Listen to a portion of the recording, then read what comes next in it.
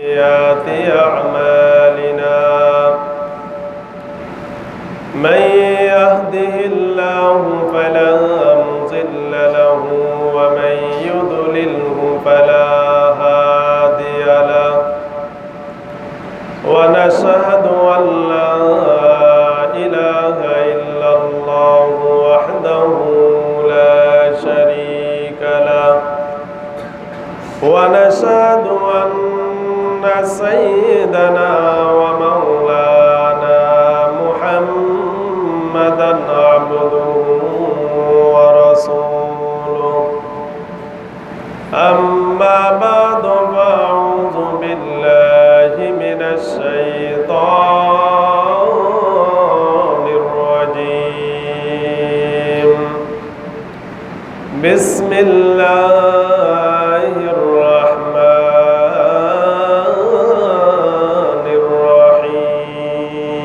الرحيم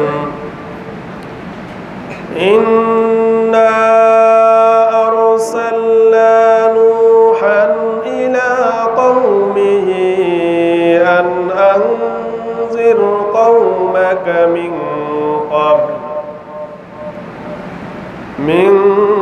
قبل أن يأتيهم عذاب عليم وقال تعالى في كلامه المجيد وفرقانه الحميد ومكروا ومكر الله والله خير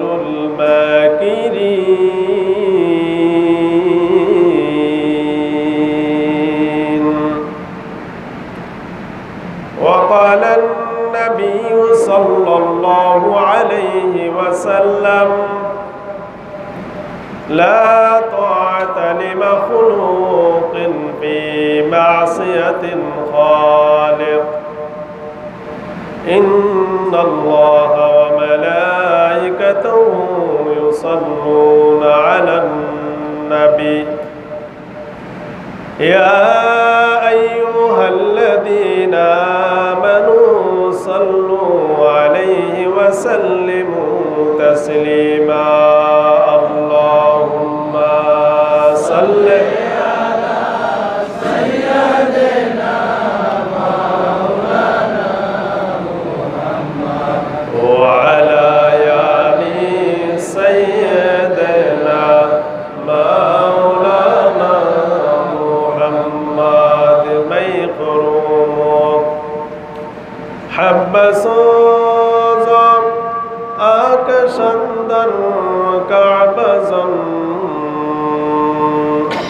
ساكن بود خانباشي مردم زاري مكن اللهم صل على سيدنا مولانا محمد وعلى آل سيدنا مولانا محمد شدودش رحمة للعالمين مسجده شده همارو زمین اللهم صل على سيدنا مولانا محمد وعلى آل سيدنا مولانا محمد إمام الأولين والآخرين برصدق رحمة للعالمين اللهم صل على سيدنا مولانا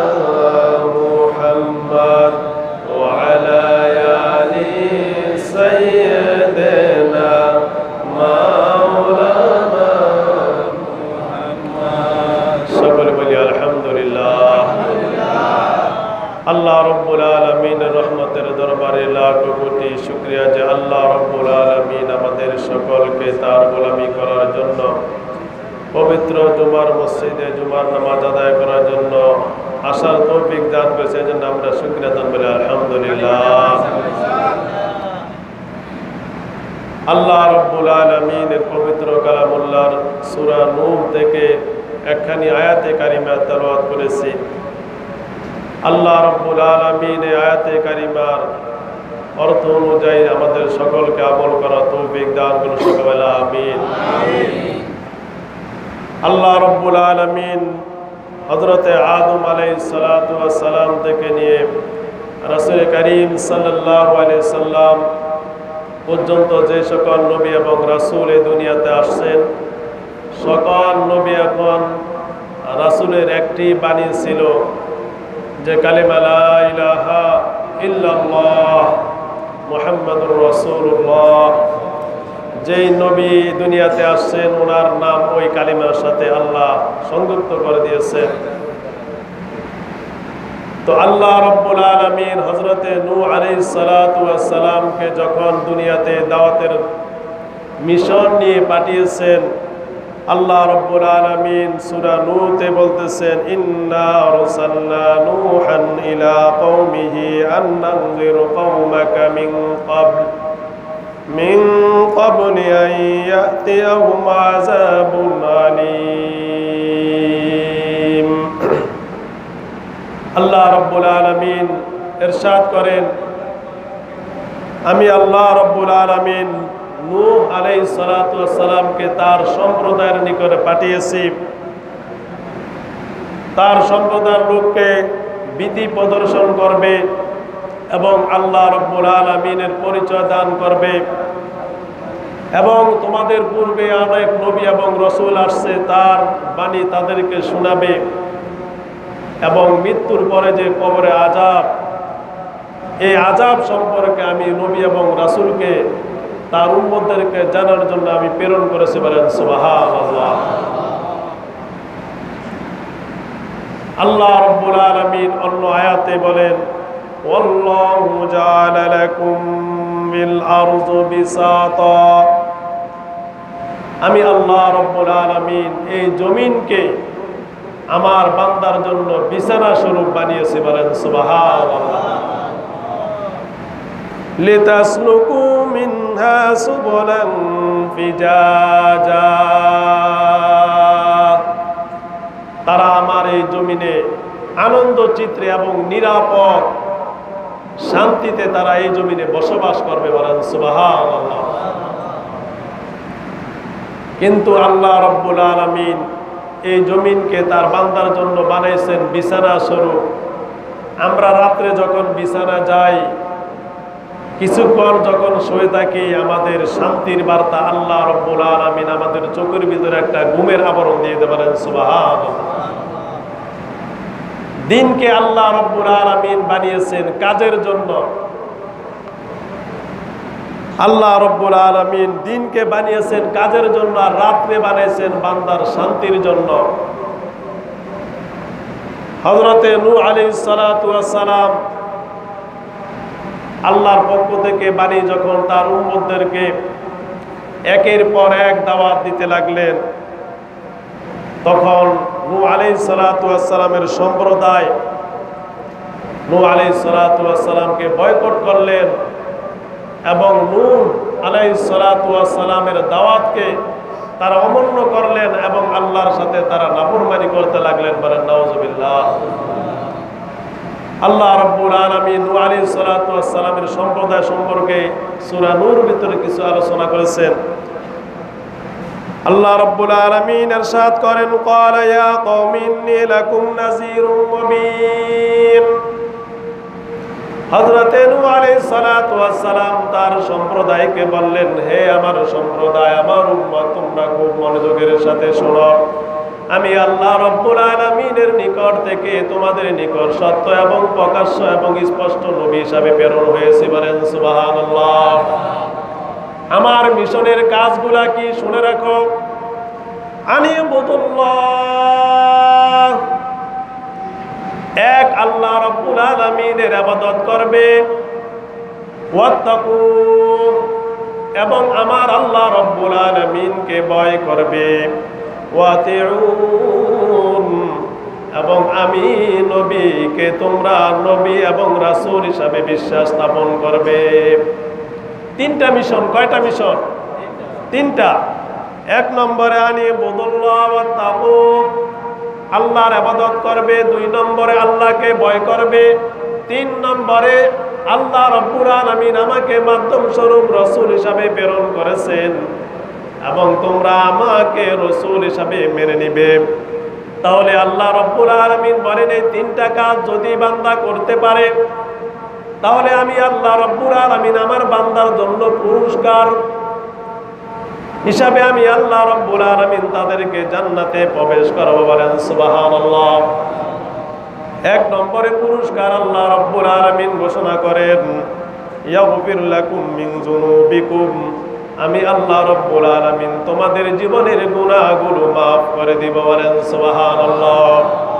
ওয়া ইউআখিরুকুম ইলা আজালিম মুসাম্মা,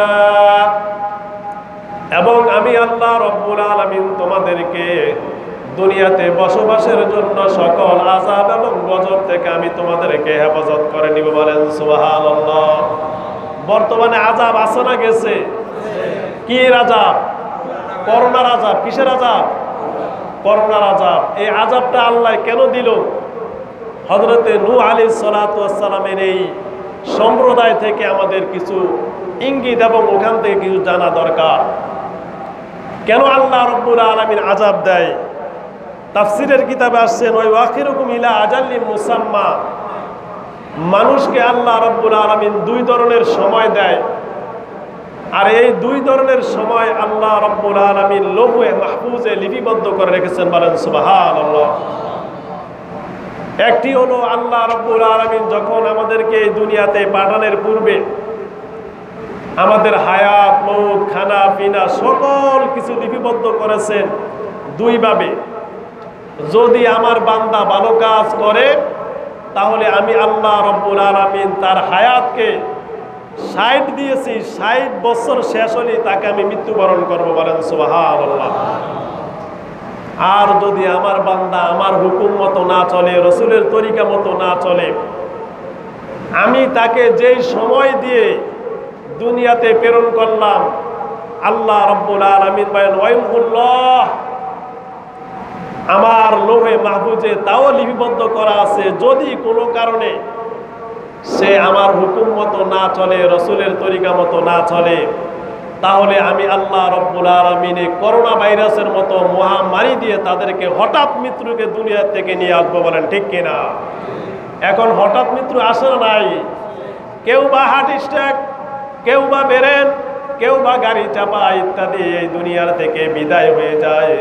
আল্লাহ রাব্বুল আলামিন বলেন ইয়ামহাকুল্লাহু মা ইয়াশা ওয়া ইউসাব্বিত, আল্লাহ রাব্বুল আলামিন যখন তার বান্দাদের ভিতর থেকে যাকে ইচ্ছা যেই কোনো মুহূর্তে তাকে দুনিয়ার থেকে নিয়ে যান, আবার বান্দার কাজ কর্মে তার নেকি অর্জন করার পরিবর্তে আল্লাহ তার হায়াতকে বৃদ্ধি করে দেন। বলেন সুবহানাল্লাহ। তাহলে নেকি করলে হায়াত কি করে?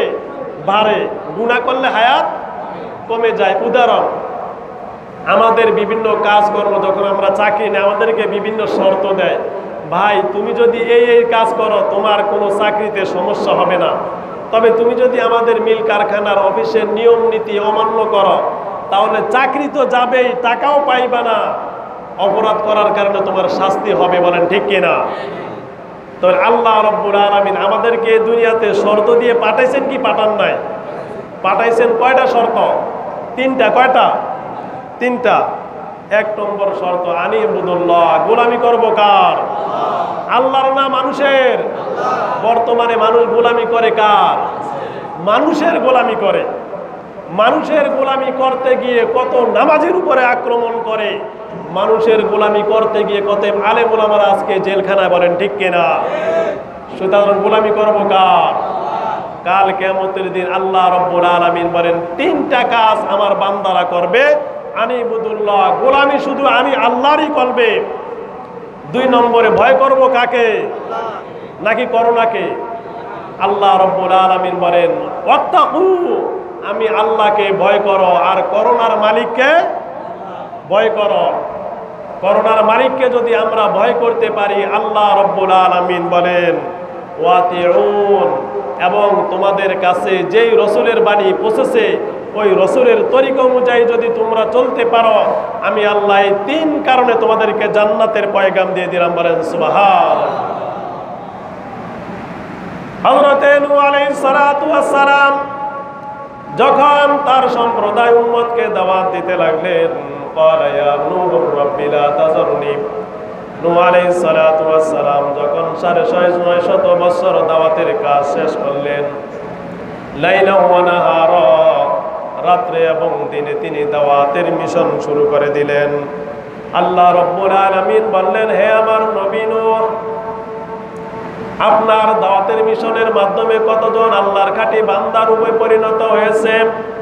নূহ নবী আলাইহিস সালাতু ওয়াস সালাম বললেন, ক্বালা রাব্বি ইন্নী দাউতু কওমি লাইলান ওয়া নাহারা, আল্লাহ আমি আমার জীবনের বিনিময়ে, আমার শরীরের বিনিময়ে রাত্র দিন আমি একটু ঘুমাই না, সারাটা দিন এবং রাত্র আমি তোমার দাওয়াতের কাজে তোমার গুনাহগার বান্দাগুলোকে আপনার প্রতি আহ্বান করি, কিন্তু আমার কথা আমার কোন উম্মত শুনে না, বরং তারা বলে ফালাম ইয়াজিদুহুম দুআই ইল্লা ফিরারা, তারা তো আমার কথা না শুনে বরং আমাকে মারার জন্য উত্তক্ত হয়ে যা। বলেন নাউজুবিল্লাহ।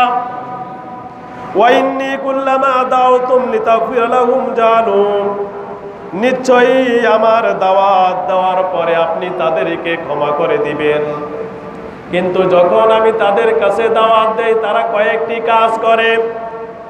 আসাবিয়াহুম ফি আযানিহিম, তারা যেন আপনার কথা এবং আপনার নবীর কথা শুনতে না পায়, এই জন্য তারা কানের ভিতরে আঙ্গুল লুকিয়ে রাখে। বলেন নাউজুবিল্লাহ।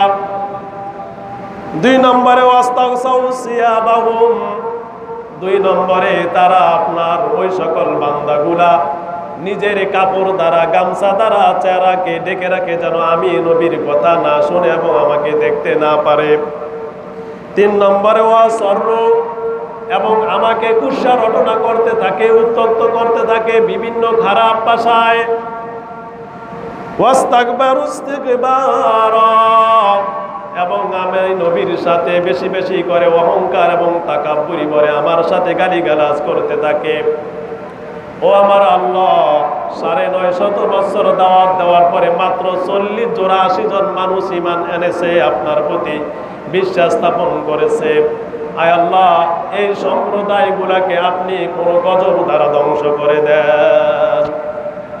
তার আল্লাহর কথা মানে না, রসুলের কথা মানে না।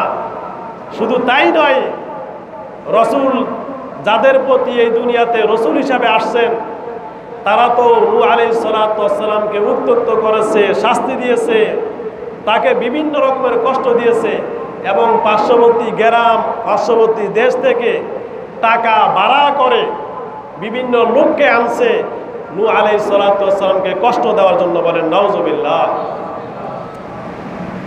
নূহ আলাইহিস সালাতু ওয়াস সালাম যখন আল্লাহ রাব্বুল আলামিনের কাছে দোয়া করেন, আল্লাহ আপনি আসমানি গজবের মাধ্যমে তাদেরকে শাস্তি দিয়ে দেন, নূহ আলাইহিস সালাতু ওয়াস সালাম তখন আল্লাহ রাব্বুল আলামিনকে বলার পর আল্লাহ রাব্বুল আলামিন বলেন, হে আমার নবী, আপনি আপনার সম্প্রদায়কে জানিয়ে দেন যে আমি তাদেরকে প্লাবন এবং বন্যার মাধ্যমে তাদেরকে ধ্বংস করব।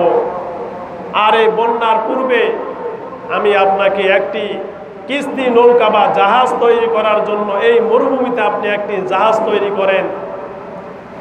আল্লাহ রাব্বুল আলামিনের হুকুমে নূহ আলাইহিস সালাতু ওয়াস সালাম বন্যা আসার পূর্বে আল্লাহ রাব্বুল আলামিনের হুকুমে মরুভূমির ভিতরে হযরতে জিবরাইল আলাইহিস সালাতু ওয়াস সালাম জান্নাত থেকে সকল কাঠ এবং প্রণালীগুলা জান্নাত থেকে জিবরাইল আমিন প্রস্তুত করে দিয়েছেন। বলেন সুবহানাল্লাহ।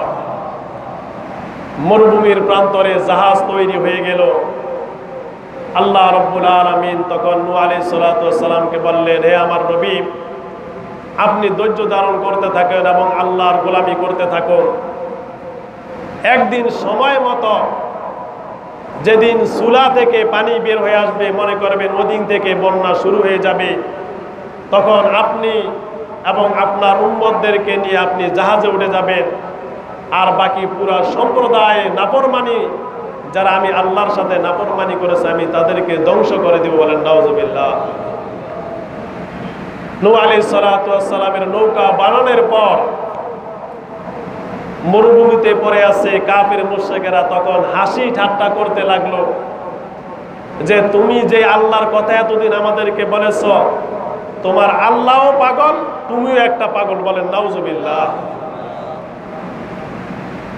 কারণ তোমার আল্লাহ যদি পাগল না হইতো, এই মরুভূমিতে কোনো ব্যক্তি কিস্তি নৌকা জাহাজ বানায়, আবার বানাইছে তো বানাইছে, তোমার আল্লাহ নাকি এই নৌকার মাধ্যমে তোমাকে উদ্ধার করবে আর আমাদেরকে সকলকে মেরে দিবে। এটা অবান্তর কথা, অযৌক্তিক কথা। আল্লাহ রাব্বুল আলামিন নূহ আলাইহিস সালাতু ওয়াস সালামকে বললেন, নৌকা বানানো শেষ, আপনি এখন ধৈর্য ধারণ করেন। কাফের মুশরিকেরা আল্লাহ রাসূলকে উত্ত্যক্ত করা বেশি করে শুরু করে দিল। আর এই নৌকার ভিতরে কিভাবে তাদের বাড়ির আবর্জনা এবং যত ময়লা আবর্জনা তারা ওই নৌকার ভিতরে রাখতে শুরু করলো।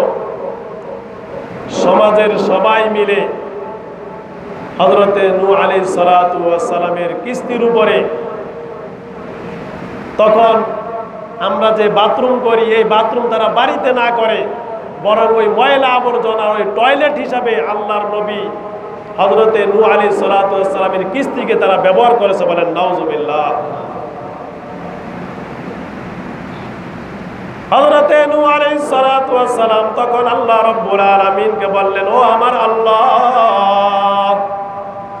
দাওয়াতের মিশনের কাজ ৯৫০ বছর করেছি, আমাকে এত লজ্জাজনক হতে হয় নাই। আপনি আমাকে নৌকা বানানোর জন্য বলেছেন, আজকে তারা আমার সাথে হাঁটি ঠাট্টা করতেছে, আমাকে গালি দিতেছে, আপনাকে গালি দিতেছে, এবং যেই নৌকা আপনার কুদরতে তৈরি হয়েছে নৌকার ভিতরে তারা মলত্যাগ করে। আল্লাহ, হয়তো আপনি আমাকে কোনো ফয়সালা করে দেন, আর নয়তো তাদেরকে ধ্বংস করে দেন। আল্লাহ রাব্বুল আলামিন নবী আলাইহিস সালাতু ওয়াস সালামকে বললেন, হে আমার নবী, আপনি একটু ধৈর্য ধারণ করেন, ওই সকল সম্প্রদায়কে একটু বুঝতে দেন, আমি আল্লাহ রাব্বুল আলামিন তাদেরকে ছাড় দেই, তবে ছেড়ে দেই না। বলেন ঠিক কিনা? আল্লাহ রাব্বুল আলামিন তার বান্দাকে ছাড় দেয়, কখনো ছেড়ে দেয় না। আপনার উম্মতকে আমি একটু ছাড় দিতেছি, দেখি তারা কি করে। হযরতে নূহ আলাইহিস সালাতু ওয়াস সালাম আল্লাহকে বললেন, আল্লাহ, তাড়াতাড়ি আপনার গজব এই জমিনে আপনি নাজিল করে দেন।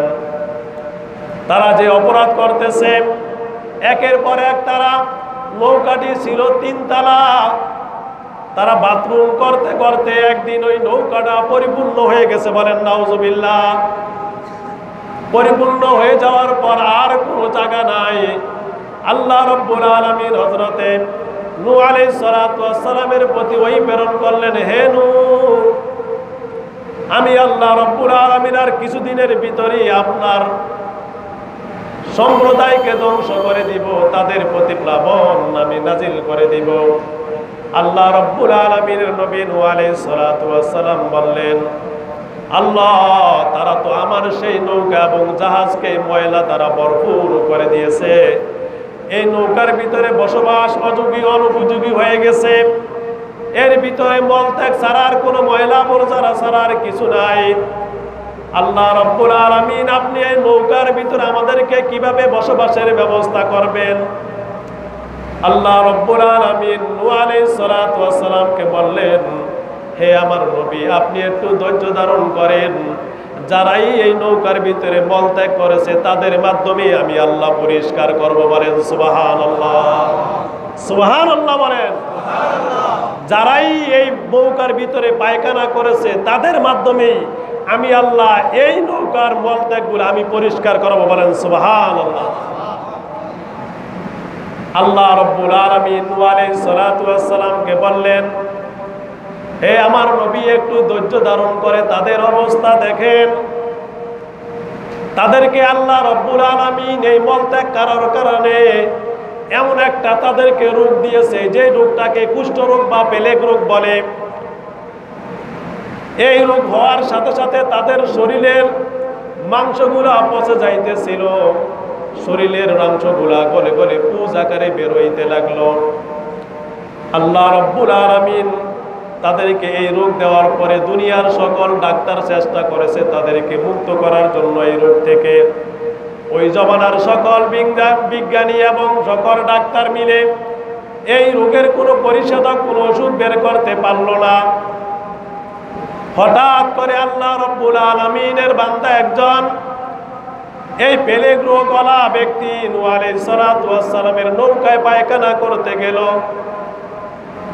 যাওয়ার পরে যখন ময়লা আবর্জনা বেশি হয়ে যায়, দেখবেন ওখানে পিছলা হয়ে যায়, বলেন ঠিক কিনা?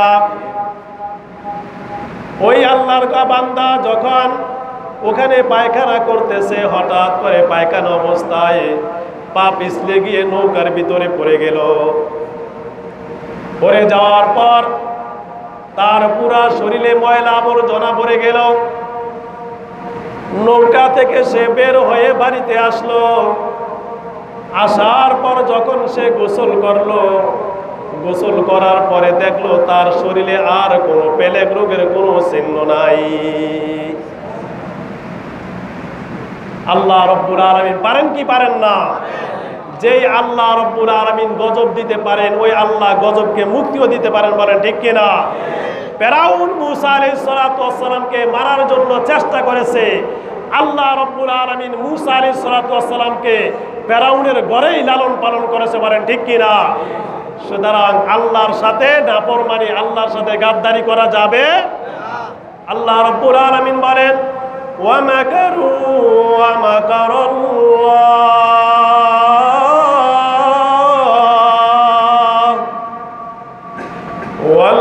ওয়াল্লাহু খায়রুল মাকিরিন।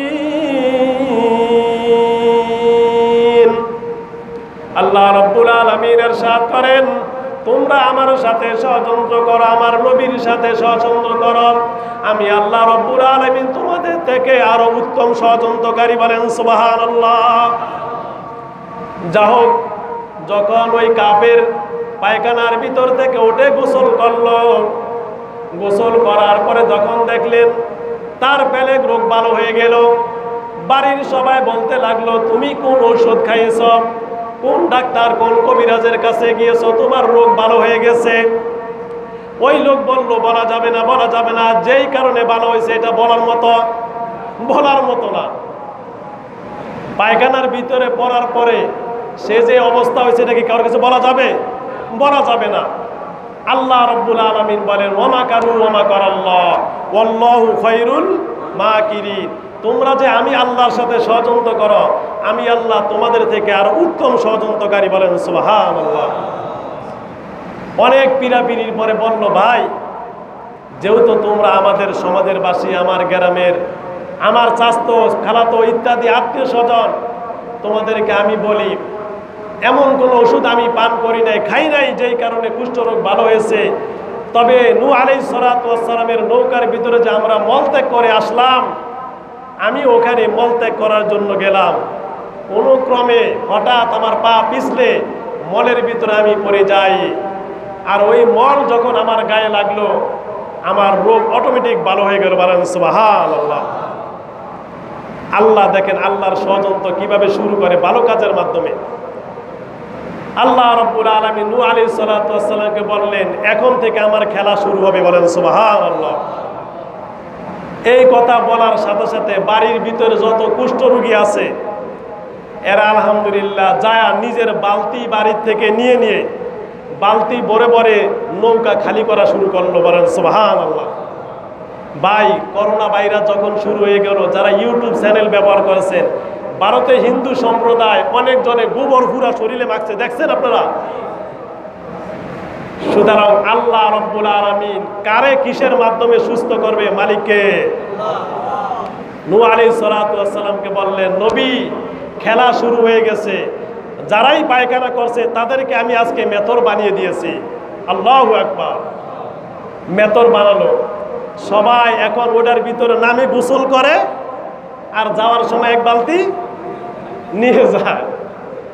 নিতে নিতে নিতে 3 তলা জাহাজটা পরিপূর্ণ ছিল, তারা নিতে নিতে জাহাজটা একেবারে খালি হয়ে গেল। কিন্তু কুষ্ঠরোগ এখনো যারা যারা নিচে তারা সবাই সুস্থ হয়ে গেছে। খবর বিভিন্ন জায়গায় ছড়িয়ে গেল। যারা পরে শুনছে তারা আস্তে আস্তে দেখে যে পুরা নৌকা একেবারে খালি হয়ে গেল। তখন তারা আর কি করবে? তখন নদী থেকে পুষ্কুনি থেকে পানি নিয়ে নৌকাকে ভালো করে ধোয়, আর ওই ধোয়া পানিগুলা নিয়ে গায়ে লাগায়, এতে সুস্থ হয়ে যাবেন। সুবহানাল্লাহ, আল্লাহু আকবার, আল্লাহু আকবার। এইভাবে দুইতে দুইতে 3 বার দোয়া শেষ। কয়বার? 3 বার দোয়া শেষ হওয়ার পরে আল্লাহ রাব্বুল আলামিন নূহ আলাইহিস সালাতু ওয়াস সালামকে বললেন, হে আমার নবী নূহ, আপনি এখন গিয়ে আপনার নৌকার কাছে গিয়ে দেখেন আপনার ওই নৌকার ভিতরে এখন বসবাসের যোগ্য হয়েছে কি হয় নাই। নূহ আলাইহিস সালাতু ওয়াস সালাম তখন বললেন, হে আল্লাহ, নৌকা কাজ করার পরে যেই ময়লা আবর্জনা ছিল তার থেকে 100 গুণ এখন পরিষ্কার হয়ে গেছে। বলেন সুবহানাল্লাহ। এখন এই দোয়ার পরে নিতে নিতে সবাই নেওয়া শেষ। তারপরে কিছু লোক এখন বাকি রয়ে গেছে। কি রয়ে গেছে? বাকি রয়ে গেছে। এরা এখন আর কি দুইবে? এখন তার ময়লা বের হয় না, তারা শুধু জিহ্বা দ্বারা চাটা শুরু করলো। এর মাধ্যমে আল্লাহ তাদেরকে সুস্থ করে দিয়েছেন। বলেন সুবহানাল্লাহ। সুতরাং যে আল্লাহ গজব দিতে পারে, যারাই আল্লাহর সাথে কটূক্তি, আল্লাহর সাথে নাফরমানি গাদ্দারি করবে, তাদের গু চাটার মাধ্যমে তাদেরকে আল্লাহ মুক্তিও দিতে পারেন। বলেন ঠিক কিনা?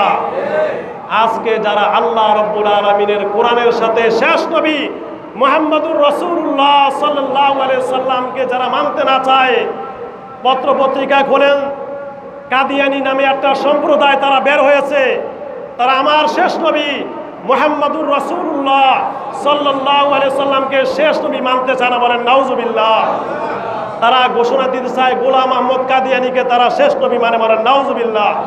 হয়তো আমরা অনেক মুসলমান সম্প্রদায় জানি না, নূহ আলাইহিস সালাতু ওয়াস সালামের সাথে তারা বেয়াদবি করার কারণে আল্লাহ তাদের পায়খানা এবং তাদের মলত্যাগ তারাই করেছে। আল্লাহ তাদের মলত্যাগ তাদেরকে খাওয়াইছেন। আজকে যারা আমার শেষ নবীর কলিজার ভিতরে আঘাত দিবা, দুনিয়ার মানুষের কাছে আমার পয়গাম, হয়তো আমি নামাজ না পড়তে পারি, হয়তো আমি কোনোদিন নামাজ নাও পড়ি, তবে আমার রসুলকে আমরা সবাই ভালোবাসি। বলেন ঠিক কিনা? যদি আল্লাহ রসুল করিম সাল্লাল্লাহু আলাইহি সাল্লামের চরিত্র সম্পর্কে কোনো ব্যক্তি বাংলার জমিনে বলে, অন্তত আমার রক্তের বিনিময় হলেও আমি তাদের বিরুদ্ধে আন্দোলন করতে রাজি আছি ইনশাআল্লাহ। আজকে কাদিয়ানীরা সম্প্রদায় ঢাকার ভিতরে বিভিন্ন মসজিদ তৈরি করতে লাগলো। গতকালকে কাদিয়ানীদের বিরুদ্ধে একটা আন্দোলন হবে, তবে তাদের দাবি কি শুনেন? তারা বলে শেষ নবী মুহাম্মদুর রাসূলুল্লাহ সাল্লাল্লাহু আলাইহি সাল্লাম তিনি নবী হতে পারেন না। বলেন নাউজুবিল্লাহ। আল্লাহ রাব্বুল আলামিন তার রাসূল করিম সাল্লাল্লাহু আলাইহি সাল্লামকে পয়গাম দিয়েছেন, আনা খাতামুন নাবিয়্যিন আলা নাবিয়্যি বাদি। হে দুনিয়ার সম্প্রদায়, আমি শুধু তোমাদের আজকের জন্য নবী নয়, আমি কিয়ামত পর্যন্ত যত উম্মত এই দুনিয়াতে আসবে, যত আল্লাহ রাব্বুল আলামিনের বান্দা এই দুনিয়াতে আসবে, সকল মানুষের আমি আল্লাহ রাব্বুল আলামিনের পক্ষ থেকে শেষ নবী। বলেন সুবহানাল্লাহ।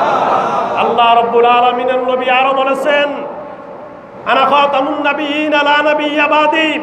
আমি শুধু নবী তোমাদের এই দুনিয়াতে নয়, কাল কিয়ামতের দিন যখন নবীদের কাছে সকল উম্মতেরা, তখন সকল উম্মতেরা নবীদের কাছে সুপারিশ করার জন্য যাবে যে আপনি আমাদেরকে জান্নাতে নেওয়ার জন্য সুপারিশ করেন। আদম আলাইহিস সালাতু ওয়াস সালাম দেখিয়ে দিবেন, যাও শেষ নবী মুহাম্মদ রাসূলুল্লাহ সাল্লাল্লাহু আলাইহি সাল্লামের কাছে। নূহ আলাইহিস সালাতু ওয়াস সালামের সম্প্রদায়ের লোক আসবে, আপনি আমাদের জন্য সুপারিশ করুন। বলবে আমি আজকে সুপারিশ করার কোনো ক্ষমতা নাই, তোমাদের সুপারিশ করতে পারবে শেষ নবী আখিরুজ্জামান তাজদারে মদিনা মুহাম্মদুর রাসূলুল্লাহ সাল্লাল্লাহু আলাইহি ওয়াসাল্লাম। সেই শেষ নবীর কাছে যখন সকল উম্মতেরা আসবে, আল্লাহ রাব্বুল আলামিনের রাসূল তখন সিজদায় পড়ে যাবেন। সিজদায় পড়ে তখন আল্লাহ রাব্বুল আলামিনের নিকট দোয়া করবেন, ইয়া হান্নান ইয়া মান্নান ইয়া যুল কুওয়াতিল মাতিন। হায় আল্লাহ, আপনার নাম হান্নান, আপনার নাম মান্নান, আপনি তো যুল কুওয়াতিল মাতিন, সকল ক্ষমতার অধিকারী হলেন আপনি আল্লাহ। আজকের দিনে আমি কুদরতি সিজদায় পড়ে আপনার কাছে গোলামি ভিক্ষা চাইতেছি, আপনি আমার সকল উম্মত সহ পৃথিবীর সকল গোলাম মুসলমান বান্দাগুলোকে জান্নাতের ফয়সালা করে দেন, বলেন সুবহানাল্লাহ। রাসূল করিম সাল্লাল্লাহু আলাইহি সাল্লাম যখন এই দোয়া করবেন, আল্লাহ রাব্বুল আলামিন তখন জিবরাইল আমিনকে বলবেন, হে আমার জিবরাইল, এই মুহূর্তে আমার আল্লাহ রাব্বুল আলামিন এই নামকে স্মরণ করেছে। আল্লাহ রাব্বুল আলামিন সকল কিছু জানেন। তখন আল্লাহ রাব্বুল আলামিন বলেন, আপনি আমার নবী, আপনি হলেন খলিল, আপনার সকল দোয়াকে আমি আল্লাহ কবুল করেছি, আপনি সিজদা থেকে মাথা উঠান, বলেন সুবহানাল্লাহ। আল্লাহ রাব্বুল আলামিন বলেন, আজকে আপনার দোয়াকে আমি কবুল করেছি। মান তাশাফা তুশাফাহা, আপনি সুপারিশ করেছেন, আপনার সুপারিশ আমি আল্লাহ কবুল করেছি, বলেন সুবহানাল্লাহ। রাসূলের সুপারিশে সকল মানুষকে আল্লাহ রাব্বুল আলামিন সেই দিন জান্নাতের ফয়সালা করবে, বলেন সুবহানাল্লাহ। সুতরাং এই নবীর বিরুদ্ধে যখন কোনো স্লোগান হয়, আমরা আমাদের রক্তের বিনিময়ে, আমার কথার বিনিময়ে, টাকার বিনিময়ে, আমার শক্তির বিনিময়ে আমরা মোকাবেলা করতে রাজি আছি তো ইনশাআল্লাহ। আমরা নামাজ পড়ি না, আমরা কেউ বা 5 ওয়াক্ত নামাজ পড়তে পারি না, কেউ বা আমরা জুমার নামাজ অনেকে পড়তে পারি না, তবে অন্তত আমরা সবাই আমার রাসূলকে ভালোবাসি, বলেন ঠিক কিনা? আল্লাহ আমাদের সকলকে আমাদের শেষ নবী আখিরুজ্জামান তাজদারে মদিনা মুহাম্মদুর রাসূলুল্লাহ সাল্লাল্লাহু আলাইহি সাল্লামকে ভালোবাসার তৌফিক দান করুন। ওয়া মা আলাইনা ইল্লাল বালাগ। যারা সুন্নাত পড়েন সুন্নাত পড়েন।